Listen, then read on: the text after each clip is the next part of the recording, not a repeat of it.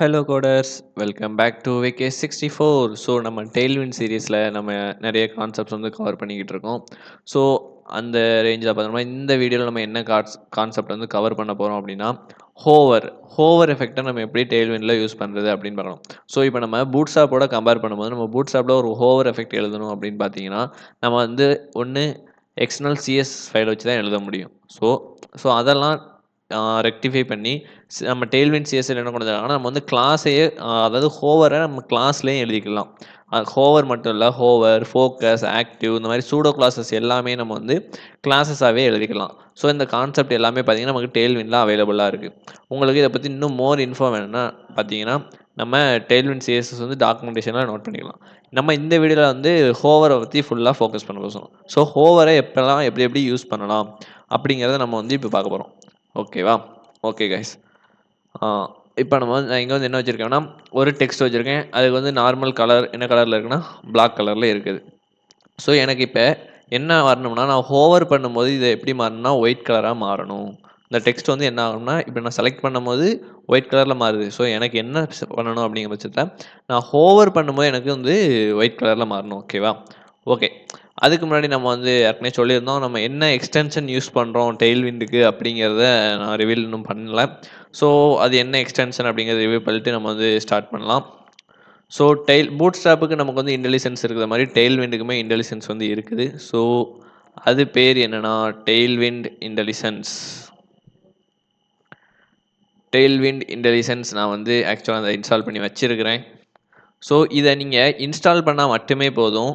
நம்ம வந்து நம்ம ப்ராஜெக்டில் எப்போ வந்து டெய்ல்விண்ட் சிஎஸ்எஸை இன்ஸ்டால் பண்ணுறோமோ அப்போவே இது வந்து எப்போ என்ன ஆயிரும்னா ஆக்டிவேட் ஆயிரும். ஸோ இதை தனியாக ஆக்டிவேஷன் பண்ணணும், அதுக்கு செட்டிங்ஸ் எதுவுமே கிடையாது.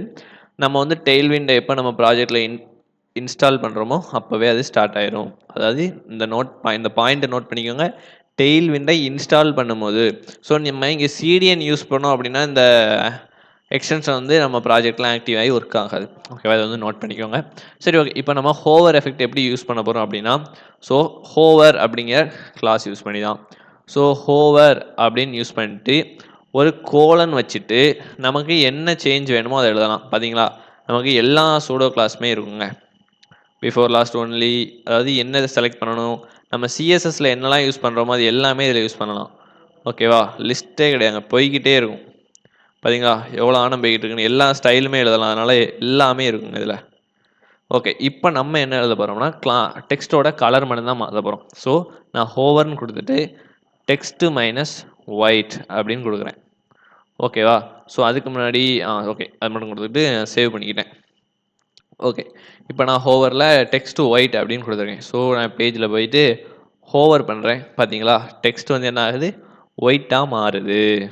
ஓகே, இப்போ நமக்கு வந்து என்ன கொடுத்தோம், கலர் மட்டும் தான் மாற்றணும். இல்லை எனக்கு வந்து கலர் மாறக்கூடாது, சைஸும் மாறணும், அதாவது கொஞ்சம் பெருசாக மாறணும் அப்படி, அதாவது டெக்ஸ்ட் சைஸ் ஃபாண்ட் சைஸ் வந்து எனக்கு இன்க்ரீஸ் பண்ணணும். ஸோ அப்போ நான் என்ன பண்ணணும், நான் இங்கே வந்து ஒரு ஹோவர் கிளாஸ் தானே யூஸ் பண்ண முடியும் அப்படின்னு நினச்சிங்கன்னா அப்படி இல்லை. இந்த ஒரு ஹோவர் கிளாஸ் எழுதணும்னா அந்த ஒரு ஹோவர் கிளாஸில் ஒரு ஸ்டைல் ஒரு ப்ராப்பர்ட்டி வந்து நம்ம மென்ஷன் பண்ணலாம். ஸோ நம்ம ஒரே கிளாஸ்க்குள்ளே எவ்வளோ ஹோவர் கிளாஸ்னாலும் யூஸ் பண்ணிக்கலாங்க. ஒரு ப்ராப்பர்ட்டிக்கு ஒரு இப்போ டெக்ஸ்ட் ஒயிட்டுக்கு எழுதிட்டேன். ஸோ இதுக்கப்புறம் கமா போட்டு வேறு ப்ராப்பர்ட்டி கொடுக்கலாமாங்க அப்படின்னு நீங்கள் கேட்டிங்கன்னா அப்படி கொடுக்கக்கூடாது. உங்களுக்கு அடுத்த ஹோவர் வேணும்னா இன்னொரு ஹோவர் எழுதணும். ஹோவர் கோலன் எனக்கு என்ன கொடுக்கணும், டெக்ஸ்ட்டை கூட்டணும், ஃபாண்ட் சைஸை கூட்டணும்.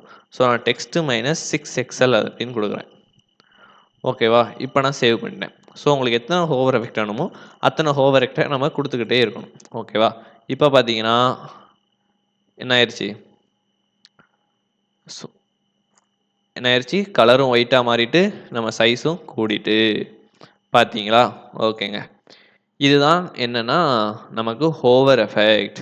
ஸோ இப்போ பார்த்தீங்கன்னா நான் ஹோவர் பண்ணுறேன், ஆனால் எனக்கு வந்து அது டிரான்சிஷன் வந்து வேகமாக நடக்குது. ஸோ இந்த டிரான்சிஷனை எப்படி கண்ட்ரோல் பண்ணுறது அப்படிங்கிறத நம்ம டாக்குமெண்டேஷன்லேருந்து படிச்சுட்டு வந்து நம்ம வந்து இதில் வந்து அப்ளை பண்ணி பார்க்கலாம்.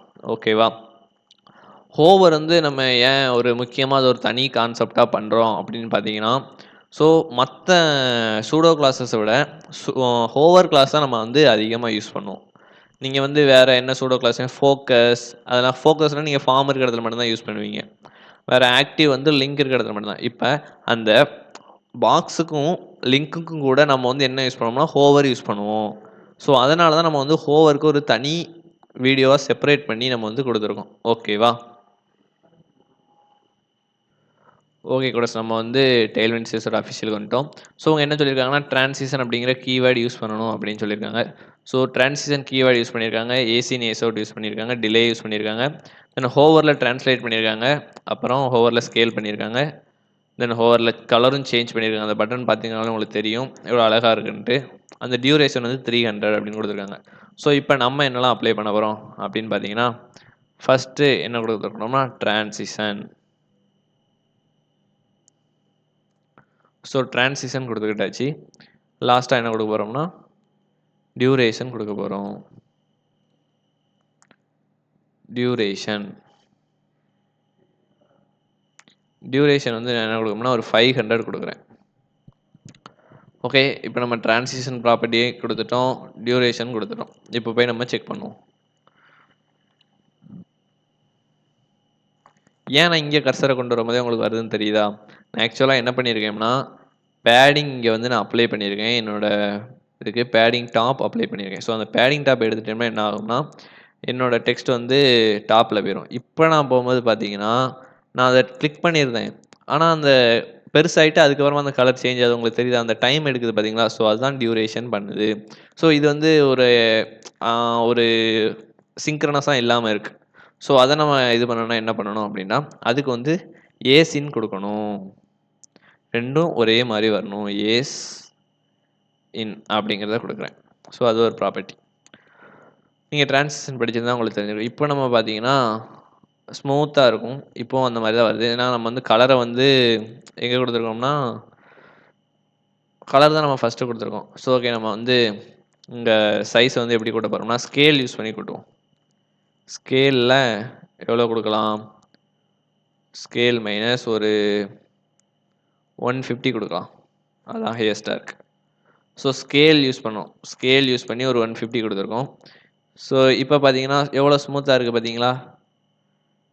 ஓகே. நம்ம டெக்ஸ்ட்ட அத யூஸ் பண்ணதுக்கு பதிலா நம்ம வந்து ஸ்கேல் யூஸ் பண்ணோம்னா எவ்வளோ ஸ்மூத்தா இருக்கு அப்படிங்கிறத நம்ம பார்க்க முடியுது. ஓகேவா? ஸோ இப்போ ஹோவர் எஃபெக்ட் நம்ம வந்து எப்படிலாம் யூஸ் பண்ணலாம்? அது ஹோவர் எஃபெக்ட்டோட டிரான்சிஷன் யூஸ் பண்ணா எப்படி இருக்கும்? ஸோ அது எல்லாமே இந்த வீடியோல வந்து நம்ம ஃபுல்லா கவர் பண்ணியிருக்கோம். ஸோ இந்த வீடியோ உங்களுக்கு பிடிச்சிருந்துச்சுன்னா மறக்காம சப்ஸ்கிரைப் பண்ணிருங்க. அடுத்து நம்ம டெய்ல்விண்ட் சீரிஸ்ல என்ன வீடியோ பார்க்க போறோம் அப்படின்னா, ஒரு ரெஸ்பான்சிவ் டிசைன் அப்படி நம்ம வந்து நெறைய கேள்விப்பட்டிருப்போம். பூட்ஸ்ட்ராப், டெய்ல்விண்ட்லாம் எதுக்காக யூஸ் பண்றோம்னா, ரெஸ்பான்சிவ் டிசைனுக்காக மட்டும் தான் யூஸ் பண்றோம். ஸோ அந்த ரெஸ்பான்சிவ் டிசைன்ல நெறைய பிரேக் பாயிண்ட்ஸ் இருக்கும். ஸோ அந்த பிரேக் பாயிண்ட்ஸை யூஸ் பண்ணி எப்படி ஒரு ரெஸ்பான்சிவ் டிசைன் பண்ணலாம்? அதை எப்படி ஸ்டார்ட் பண்ணலாம்? அப்படிங்கிறதுக்காக ஒரு வீடியோ வந்து நம்ம ரெடி பண்றோம். ஸோ அது டெய்ல்விண்ட்ல சீரிஸ்ல நெக்ஸ்ட் வீடியோ வரும். ஸோ நம்ம சேனலை சப்ஸ்கிரைப் பண்ணி வச்சுட்டு, உங்க ஃப்ரெண்ட்ஸுக்கும் டெய்ல்விண்ட் படிக்கிற உங்க ஃப்ரெண்ட்ஸுக்கும் ஷேர் பண்ணி விடுங்க. அவங்களுக்கும் ரொம்ப ஹெல்ப்ஃபுல்லாவே இருக்கும். ஓகே. Thank you coders. நம்ம வந்து நெக்ஸ்ட்